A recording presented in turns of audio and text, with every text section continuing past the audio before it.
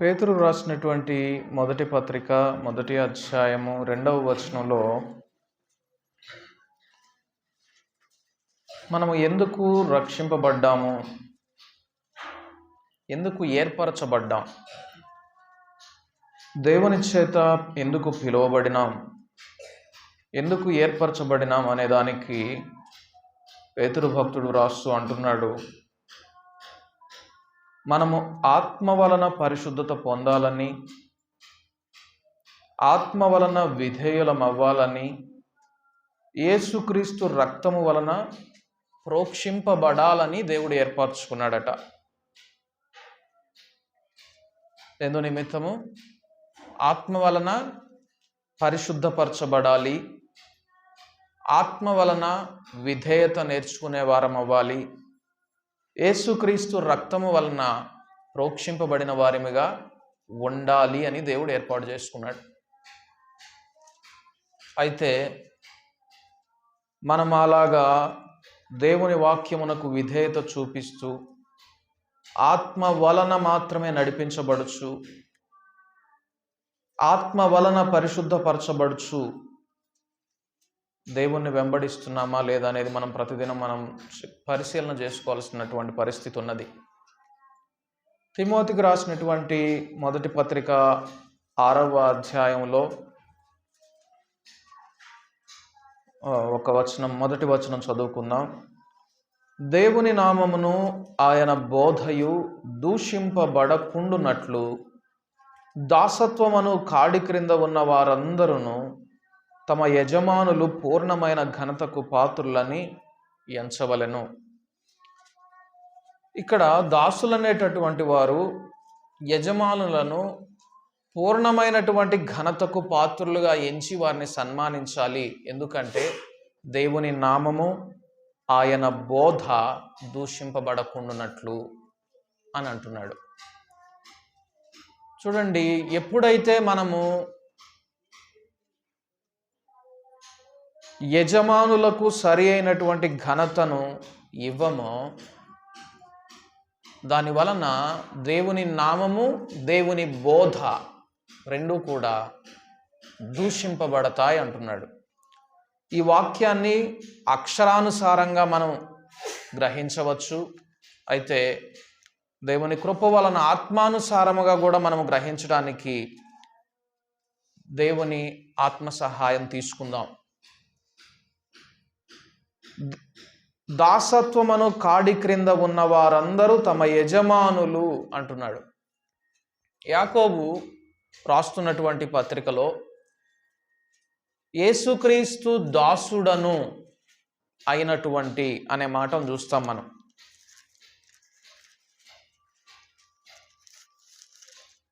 దేవుని యొక్కయు ప్రభు అయిన యేసుక్రీస్తు యొక్కయు దాసుడైన యాకోబు అనే మాటను చూస్తాం.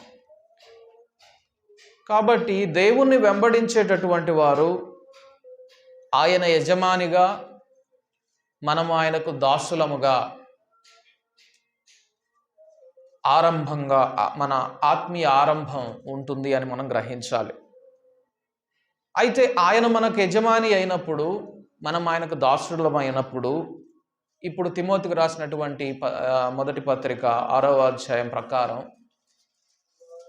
మనము ఆయనకు పూర్తిగా ఘనతను ఇవ్వలేకపోతే, యేసు ప్రభువును మనము సంపూర్ణముగా ఘనుడవుగా ఎంచకపోతే ఏమవుతుంది అంటే, దేవుని నామము, యేసు ప్రభు వారు మనకిచ్చినటువంటి బోధ రెండు కూడా దూషింపబడతాయి అంటున్నాడు. దేవదూషణతో సమానమవుతుంది అని అంటున్నాడు. కాబట్టి దేవుణ్ణి మనము నిజంగా ఎలా ఘనపరచాలి, ఎప్పుడు ఆయనకు సంపూర్ణమైనటువంటి ఘనతను మనం ఇచ్చిన వారం అవుతాం అనేది ఒకసారి గలతీయులకు రాసినటువంటి పత్రిక 3వ అధ్యాయంలోనికి ఒకసారి వెళదాం. గలతీయులకు రాసినటువంటి పత్రిక 3వ అధ్యాయము మొదటి వచనం చదువుకుందాం. ఓ అవివేకులైన గలతీయులారా, మిమ్మును ఎవడు భ్రమ పెట్టెను? సిలువ వేయబడిన వాడైనట్టుగా యేసుక్రీస్తు మీ కన్నుల ఎదుట ప్రదర్శింపబడెను గదా. గలతీయులకు రాస్తూ పౌలు భక్తుడు అంటున్నాడు, ఎవడు మిమ్మును భ్రమ పెట్టాడు? వీరు అసలు గలతీయులు వారి యొక్క ఆత్మీయ జీవితం చూస్తే 3వ వచనంలో ఆత్మానుసారముగా ఆరంభించినారట గలతీయులు. కష్టములు అనుభవించినారట ఆత్మానుసారమైనటువంటి జీవితాన్ని జీవించడానికి. 5వ వచనంలో అద్భుతములు చూశారట.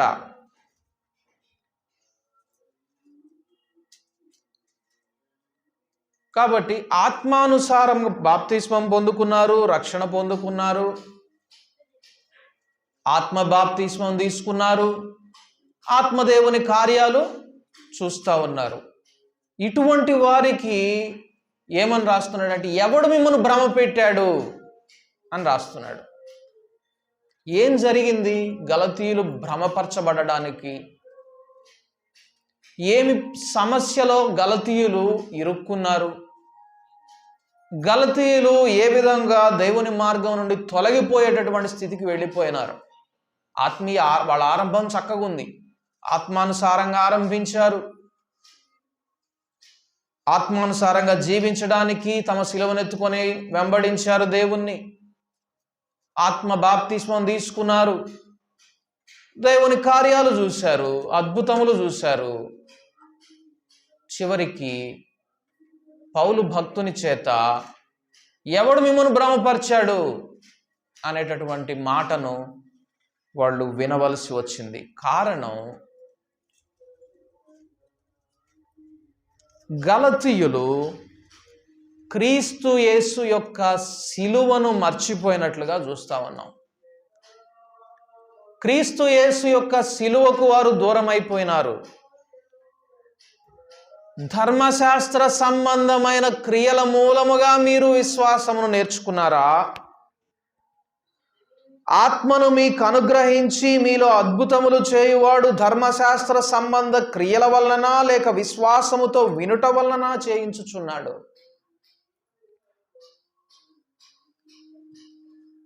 కాబట్టి గలతీయులు చేసినటువంటి పొరపాటు ఏంటి అంటే, క్రీస్తు యేసు యొక్క సిలువను చూడడం మానివేసి కొన్ని నిష్ఠాభరితమైనటువంటి క్రియలను వారు చూసి మేము భక్తి నేర్చుకుంటున్నాం అనే స్థితికి దిగజారిపోవడం. ఇది చాలా భయంకరమైనటువంటి స్థితి. క్రీస్తు సిలువ ద్వారా తప్ప మనం ఎప్పటికీ కూడా నీతిమంతులం కాలేం.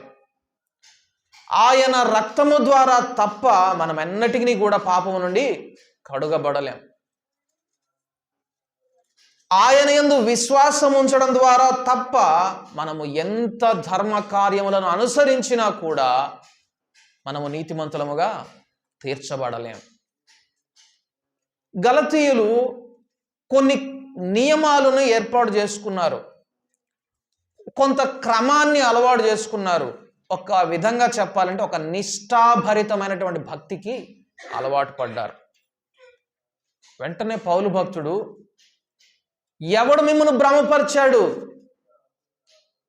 ఎందుకింత భ్రమలోకి వెళ్ళిపోయినారు అని చెప్పని గలతీయులను హెచ్చరిస్తూ రాస్తా ఉన్నాడు.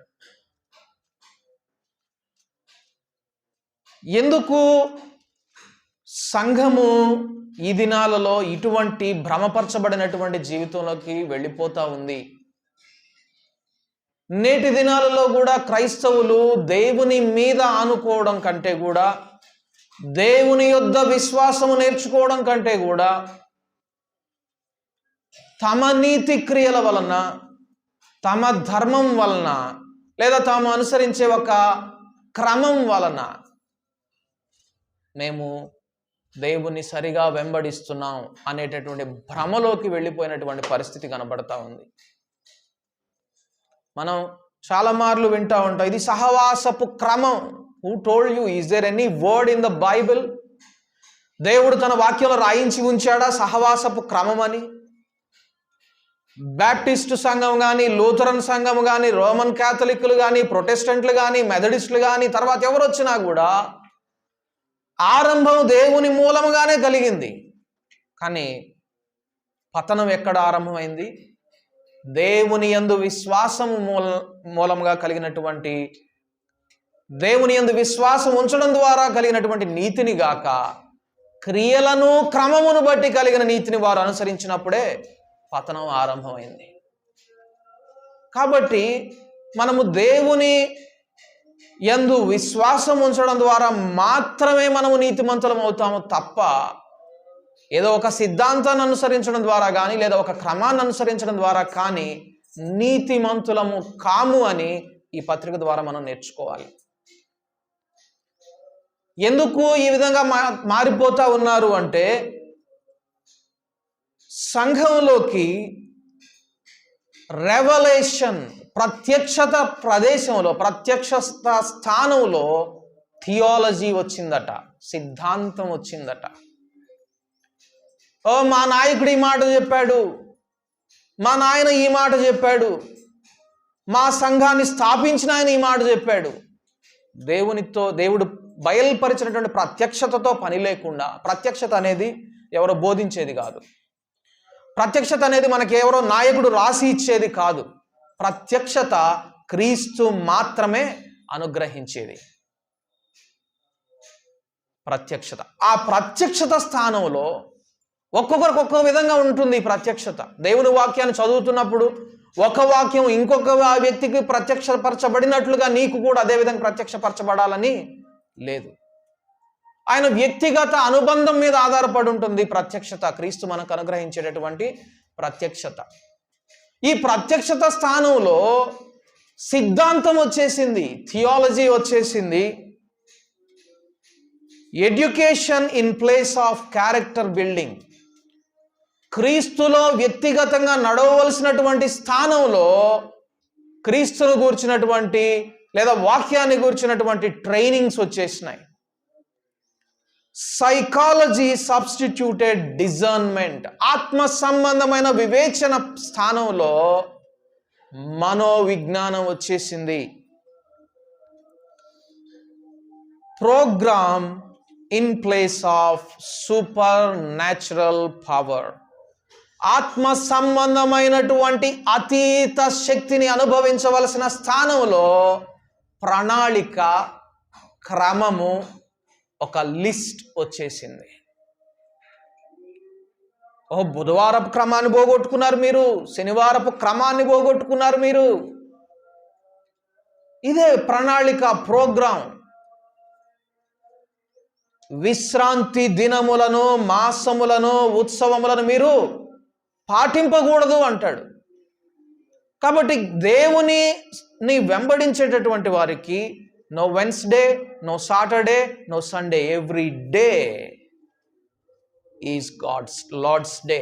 ప్రతి దినం కూడా దేవుని దినమే అవుతుంది. బుధవారం, శనివారం, ఆదివారం మాత్రమే కాదు, ప్రతిదినం దేవుడు ప్రేరేపించిన ప్రతి క్షణం, ప్రతిదినం వచ్చి దేవుని సన్నిధిలో కూర్చొని ప్రార్థించేవారుగా, మోకరించేవారుగా ఉండాలి. ఏదో బుధవారం, శనివారం, ఆదివారం మాత్రమే కాదు. ఈ క్రమం వచ్చి చేరింది దేవుని యొక్క ఆత్మ ద్వారా బడవలసినటువంటి స్థితిలో. ఆ స్థానానికి ఏమొచ్చింది? ప్రోగ్రాం వచ్చేసింది, ఒక క్రమం వచ్చేసింది. Reasoning substituted works of faith, విశ్వాసము ద్వారా చూడవలసినటువంటి క్రియల స్థానంలో రీజనింగ్ అంటే బుద్ధిపూర్వకమైనటువంటి క్రియలు వచ్చేసినాయి. తత్వాన్ని బట్టి జరిగించేటటువంటి క్రియలు వచ్చేసినాయి. Lust in place of love, ప్రేమ స్థానంలో లా అంటే శాస్త్రము లేదా ధర్మశాస్త్రం వచ్చి చేరింది. దేవుని సంఘంలో ప్రేమ ఉండవలసినటువంటి స్థానంలో ధర్మశాస్త్రం. ఇది ధర్మశాస్త్రానుసారమైనదా? ఇది క్రమానుసారమైనటువంటిదా? ఇవి మనకి ఇవ్వబడినటువంటి ప్రణాళిక లేదా విధులు కట్టడలను అనుసరించున్నాయా? దేవుని ప్రేమ స్థానంలో ఇవి వచ్చేసేసాయి. కాబట్టి సంఘము ఇటువంటి స్థానం, భ్రమపరచబడేటటువంటి స్థాయిలోకి వెళ్ళిపోయింది. ఏంటి ఈ భ్రమ అంటే, గలతీయులకు రాసిన పత్రిక 1వ అధ్యాయము 4వ వచనంలో,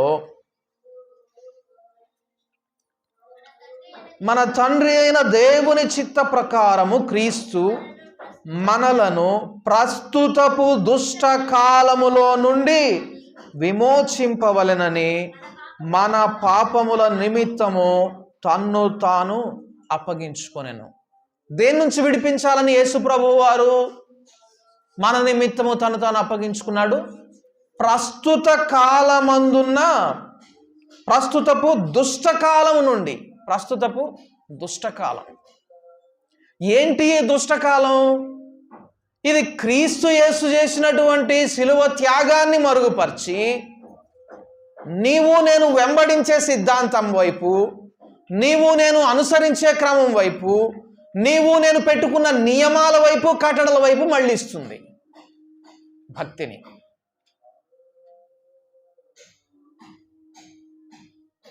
ఈ దుష్టత్వం, ఇది ప్రస్తుత కాలమందు ఉన్నటువంటి దుష్టత్వం, ఈ దుష్టత్వం నుండి మనల్ని విడిపించాలని యేసు ప్రభు వారు తను తాను అప్పగించుకున్నాడు.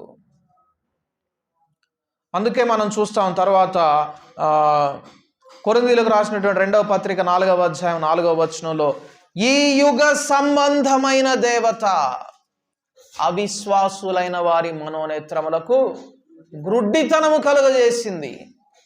ఈ యుగ సంబంధమైన దేవత, ఈ యుగ కాలంలో ఉండినటువంటి దుష్టత్వము, ఈ యుగంలో ఉండినటువంటి దుష్టత్వం నుండి మనల్ని విమోచించాలని ఆయన మన పాపముల నిమిత్తం తను తాను అప్పగించుకున్నాడు. కాబట్టి ఈ యుగానికి అధిపతి ఎవరు? ఈ యుగ సంబంధమైన దేవత ఎవరు అంటే దుష్టుడు, అపవాది. వాని బలం ఏంటి అంటే, వాడు యేసు ప్రభు వారు చేసినటువంటి శిలువ త్యాగాన్ని వాడు తీసివేయలేడు. శిలువలో ఆయన జరిగించినటువంటి పాపం మీద జయాన్ని లేదా దుష్టుని మీద జయాన్ని వాడు దాచిపెట్టలేడు. కానీ వాడు చేయగలిగేది ఏంటంటే, నీ నుండి నా నుండి ఆయన మన కొరకు శిలువలో ఏమి సంపాదించి కొన్నాడో దాన్ని దాచిపెట్టాలని ప్రయత్నం చేస్తాడు. ఆయన మనలను, మనం రోమీలకు రాసినటువంటి పత్రిక 8వ అధ్యాయంలో 31వ వచనంలో ఒక మాట ఉంటుంది. 31 నుండి 32వ వచనం వరకు,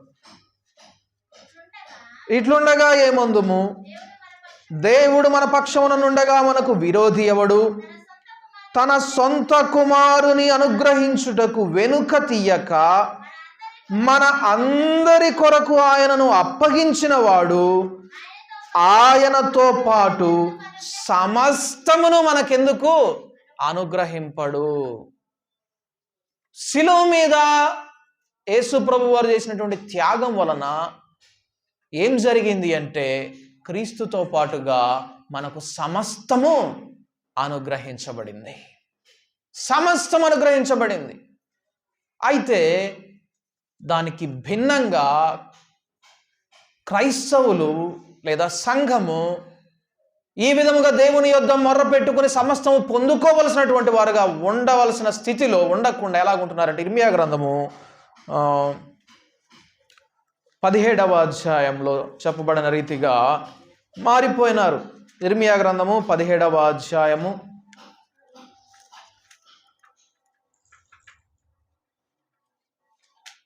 5-6 వచనములు.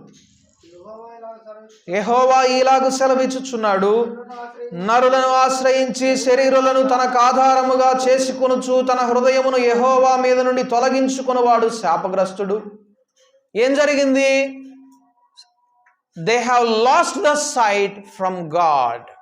దేవుని మీద నుండి దృష్టి తొలగిపోయిందట. శిలువ మీద నుండి, దేవుడు శిలువలో చేసినటువంటి కార్యం మీద నుండి దృష్టి తొలగిపోయింది. దేని మీద ఆధారపడింది? ఇప్పుడు శరీర కార్యముల మీద, తాము అనుసరించే క్రియల మీద, తాము పాటిస్తున్నటువంటి క్రమం మీద, తాము నడుస్తున్నటువంటి భక్తి మీద వారి దృష్టి మరలింది. అట్టి వారికి ఏం జరుగుతుంది?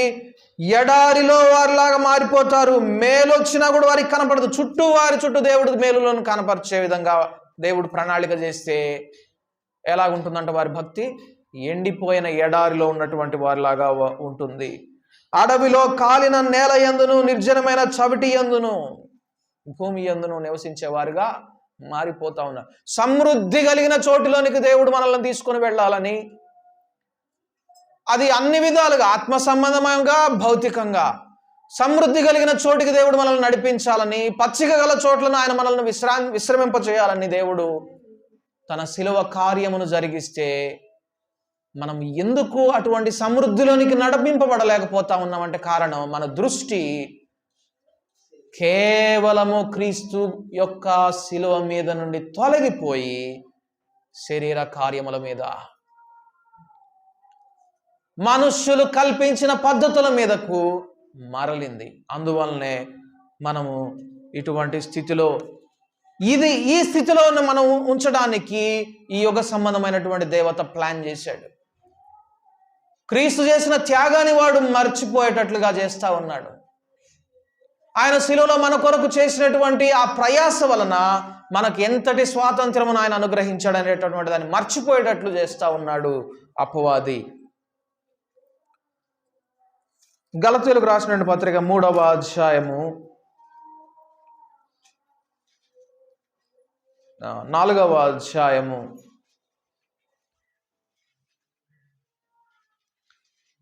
'ఇందాక చూసుకున్నాము. తిమోతికి రాసిన మొదటి పత్రిక 6వ అధ్యాయంలో దాసుడు తమ యజమానుని ఘనత విషయంలో సంపూర్ణముగా ఎంచాలి అని చూస్తూ ఉన్నాం. అయితే మనము కేవలము దాసులుగా ఉండవలసిన స్థానంలోనే ఉండాలని దేవుడు మనల్ని ఏర్పాటు చేసుకోలేదు. కేవలం మనం దాసులుగా మిగిలిపోవాలని దేవుడు మనల్ని ఏర్పాటు చేసుకోలేదు. దేవుడు మనల్ని ఎందు నిమిత్తం ఏర్పాటు చేసుకున్నాడంటే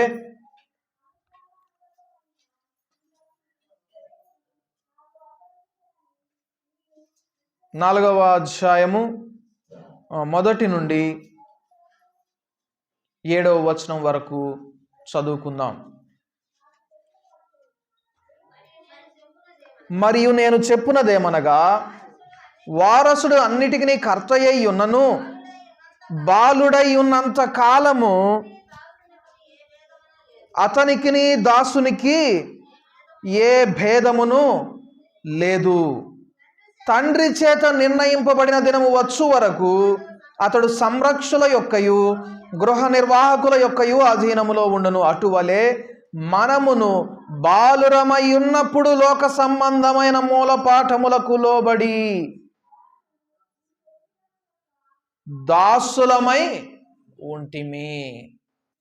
అయితే కాలము పరిపూర్ణమైనప్పుడు దేవుడు తన కుమారుని పంపెను. ఆయన స్త్రీ యందు పుట్టి మనము దత్తపుత్రులము కావలెనని ధర్మశాస్త్రమునకు లోబడి ఉన్న వారిని విమోచించుటకై ధర్మశాస్త్రమునకు లోబడిన వాడాయను.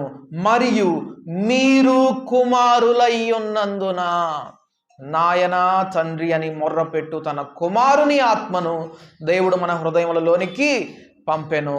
కాబట్టి నీవిక దాసుడవు కావు, కుమారుడవే.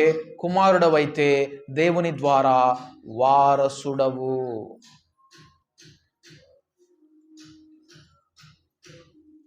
దేవుని ద్వారా వారసుడవు. మనము దాసులముగా మిగిలిపోవాలని కాక కుమారులమై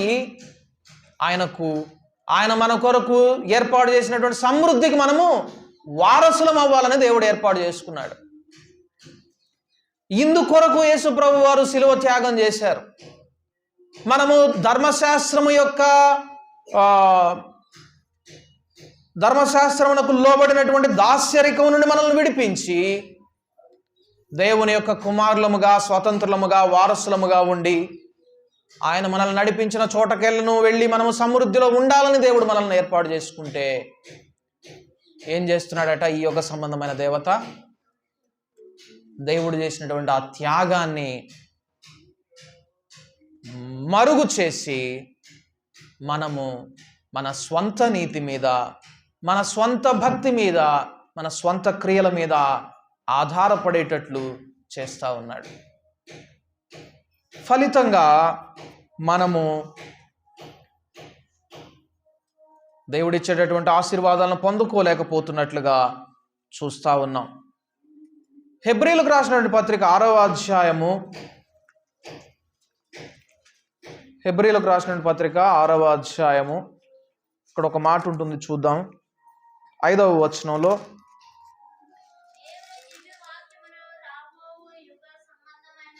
దేవుని దివ్యవాక్యమును రాబోవు యుగ సంబంధమైన శక్తుల ప్రభావమును అనుభవించిన తరువాత అనే మాటను చూస్తున్నాం.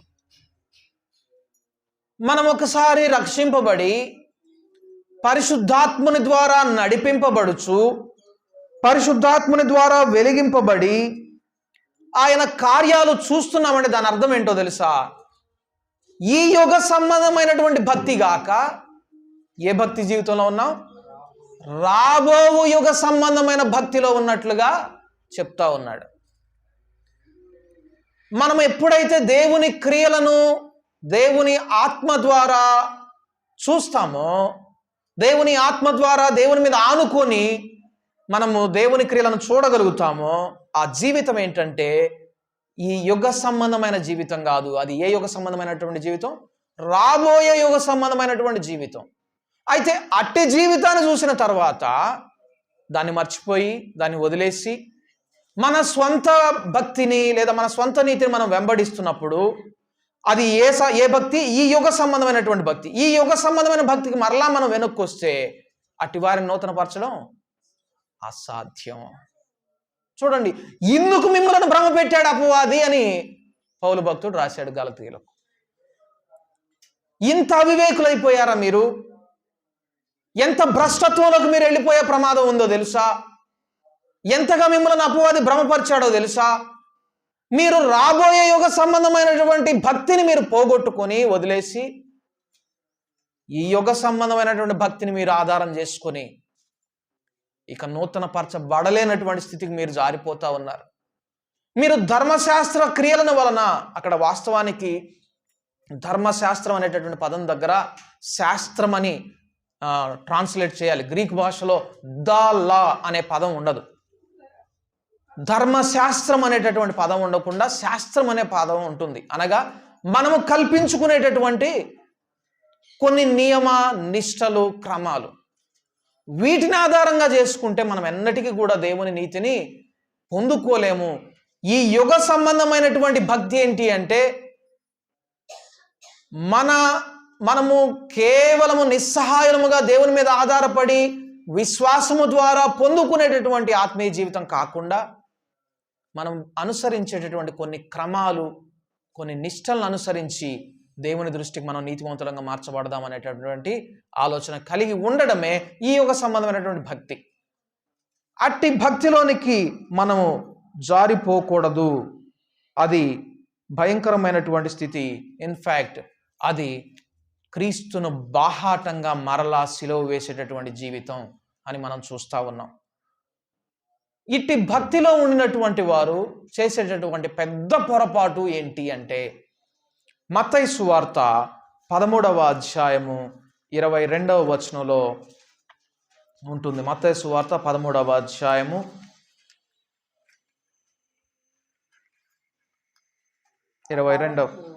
22వ వచనం.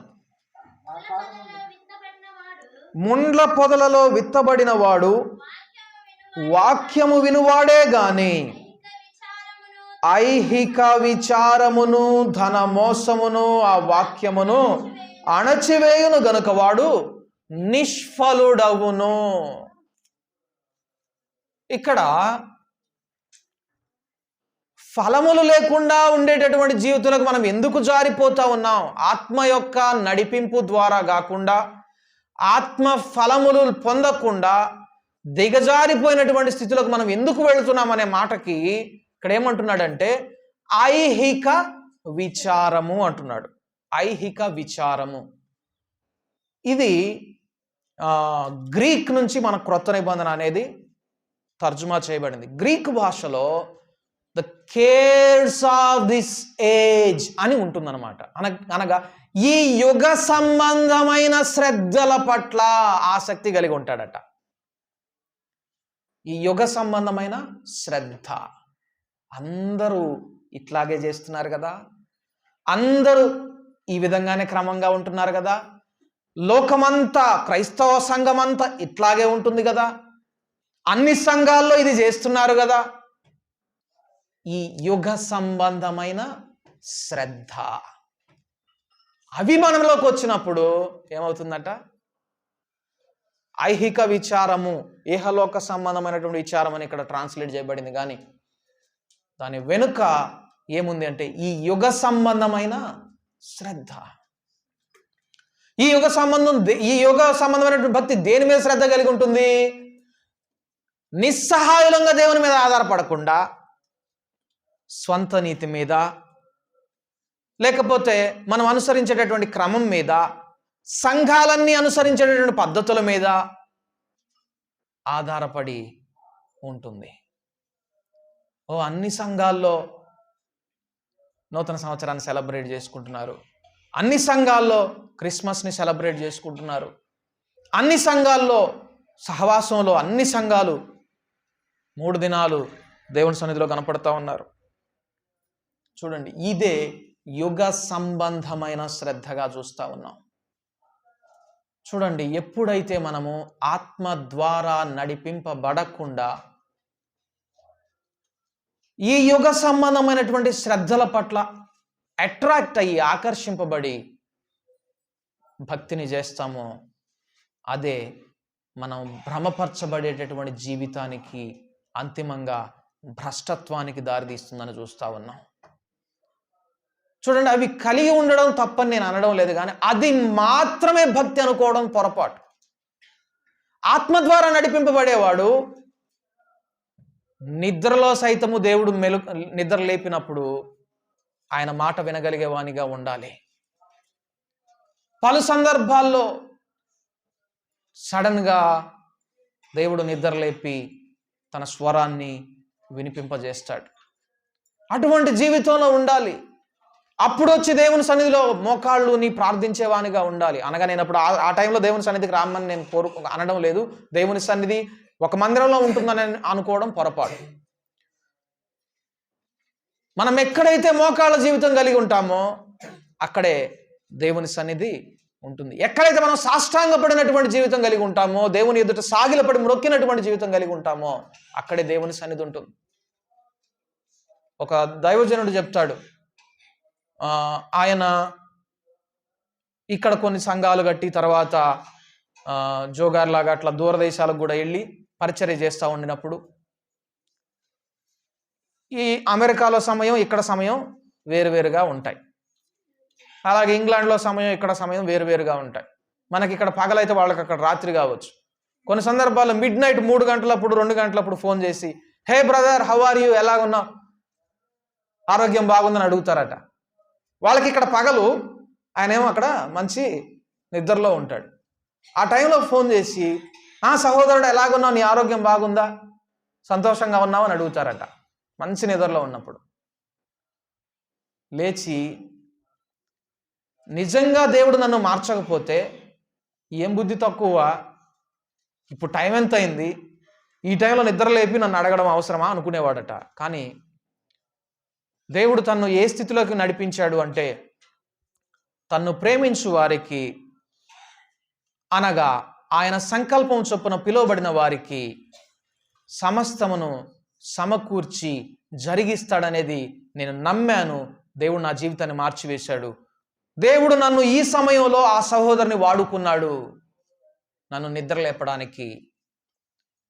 ప్రభువా, నేను వింటున్నాను, నువ్వు మాట్లాడేది ఏంటో నేను వింటాను, ఇప్పుడు చెప్పు అని చెప్పని మోకాళ్ళు వేసుకొని ప్రార్థన కూర్చుంటే ఎన్నో ఆత్మీయ మర్మములు దేవుడు ఆ సమయంలో ఆయనకి బోధించాడట. కాబట్టి మనము ప్రార్థనా జీవితం ఒక క్రమాన్ని అనుసరించి గాక ఆత్మ ద్వారా నడిపింపబడేటటువంటి జీవితం కలిగిన వారిగా ఉండాలి.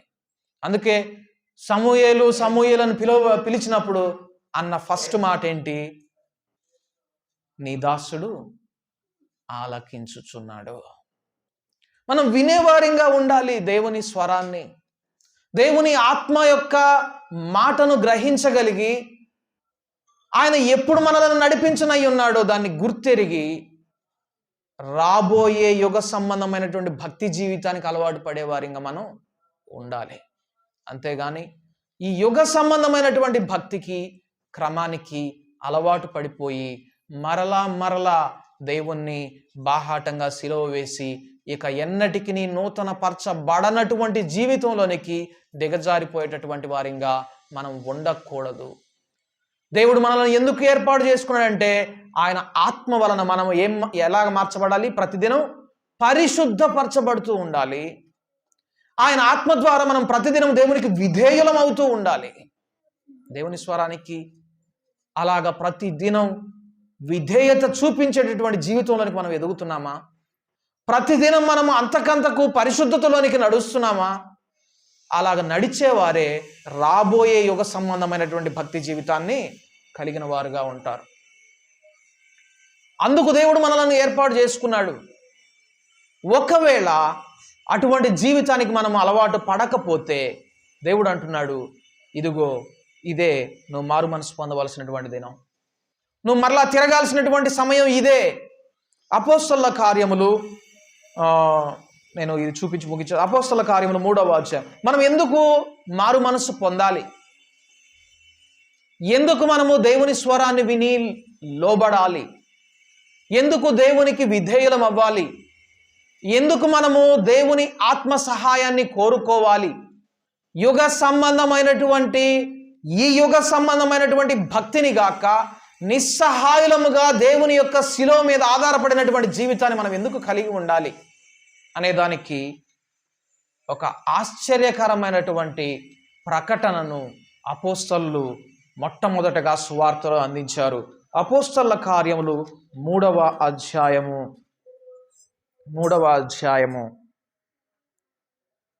19-20 వచనములు చదువుకుందాం.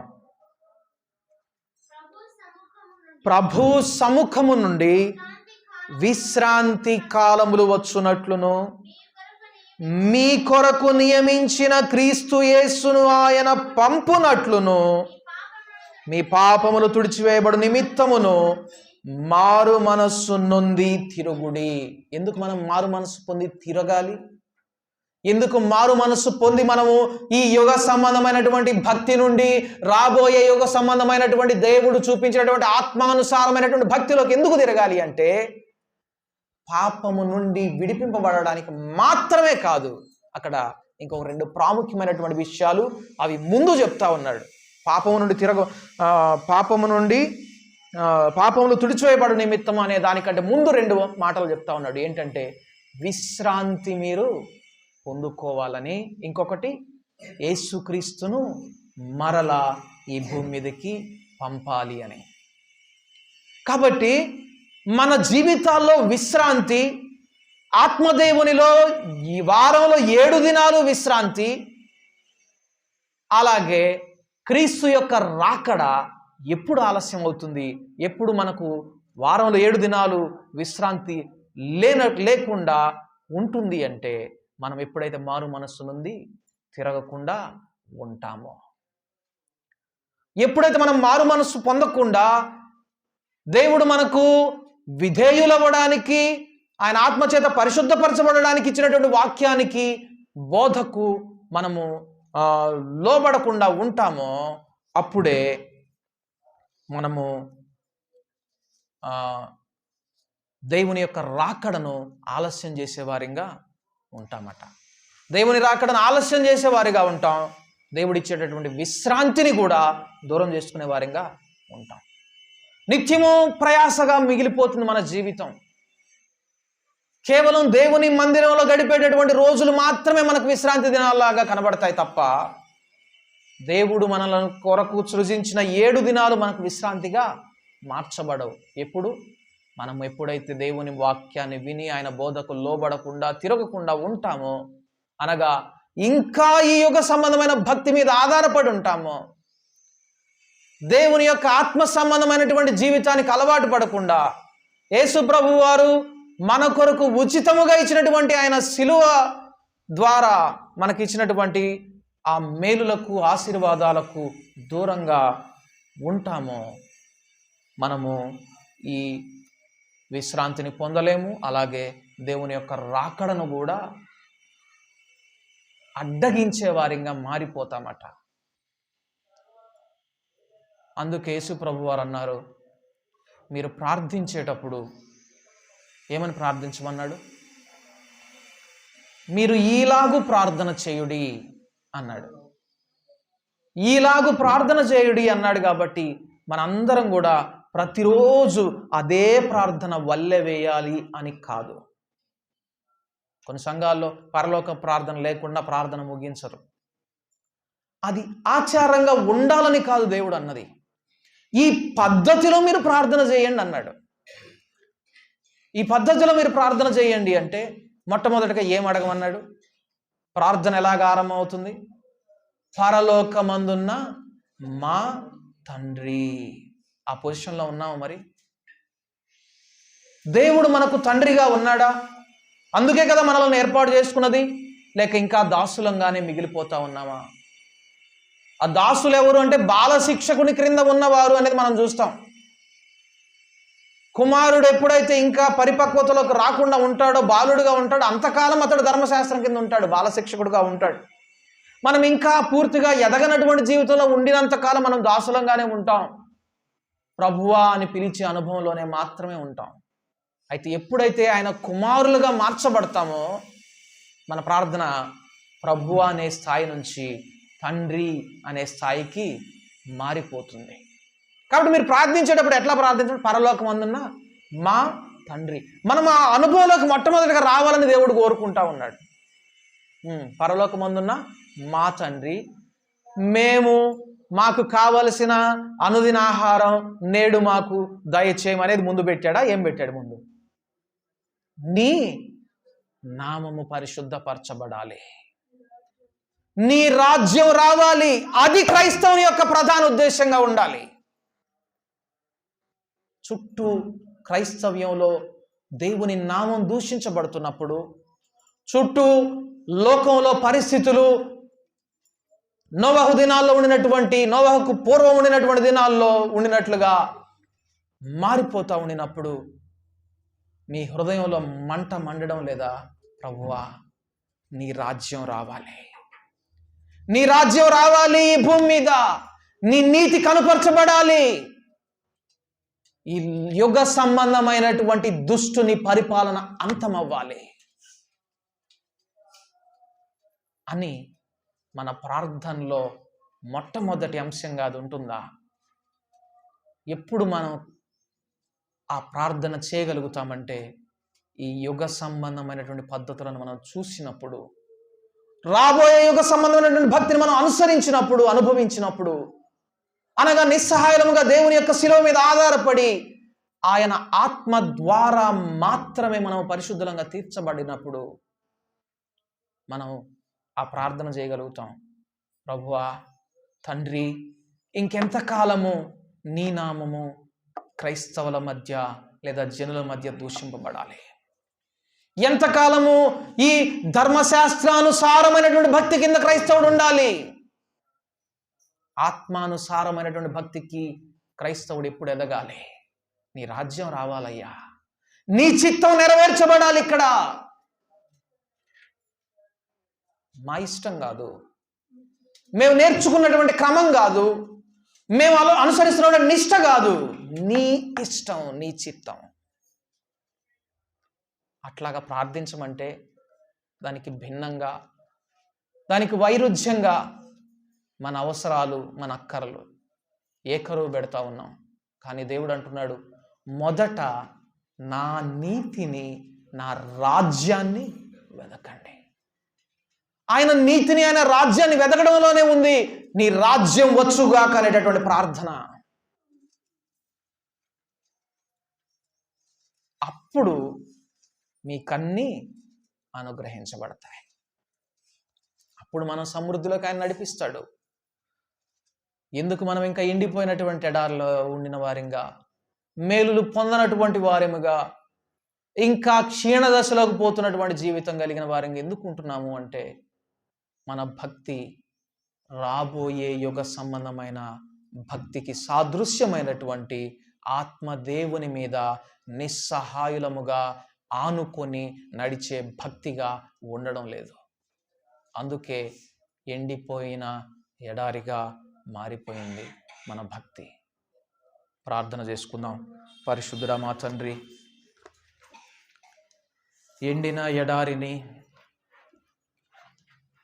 ప్రభువా, ఎండిపోయిన ఎముకలను తిరిగి బ్రతికింపజేసేది, ఫలింపచేసేది కేవలము నీ యొక్క ఆత్మ. మా దేవా, మా తండ్రి, నీ ఆత్మ కార్యమును, నీ ఆత్మ యొక్క నడిపింపును ప్రభువా మేము ప్రతిదినం అనుభవించగలిగేటట్లు నీవు మా కొరకు శిలువ మీద తండ్రి సిద్ధము చేసినటువంటి ఆ స్వాతంత్ర్యము కలిగినటువంటి జీవితాన్ని మీరు మాకు ఇవ్వండి ప్రభువా. మేము స్వతంత్రులముగా నీ యొక్క మార్గములో నీ యొక్క బోధన అనుసరించి తండ్రి నీ నామాన్ని మహిమపరిచేవారిగా, నీ రాజ్యాన్ని ఘనపరిచేవారిగా, నిజముగా నిన్ను సంపూర్ణముగా ఘనపరిచేటటువంటి దాసులముగా మేము మా జీవితాలను ఆరంభించి నీ కుమారులముగా మారి నిన్ను సన్మానించే వారిగా మేము ఉన్నట్లు తండ్రి ఆత్మానుసారమైనటువంటి జీవితాన్ని మీరు మాకు అనుగ్రహించండి. ఆత్మ ఎక్కడికి నడిపించునో అక్కడికి నడిచే వారిగా, ఆత్మ ఏమి చేయమని పురికొల్పినప్పుడు ఆ విధంగా చేసేవారిగా, ఆత్మ వలన నిన్ను సంతోషపెట్టేవారిగా ప్రభువా మీరు మమ్మలను మార్చండి. నా ప్రార్థన ఆలకించమని యేసు నామమునందు ప్రార్థించి వేడుకుంటున్నాము తండ్రి. ఆమేన్.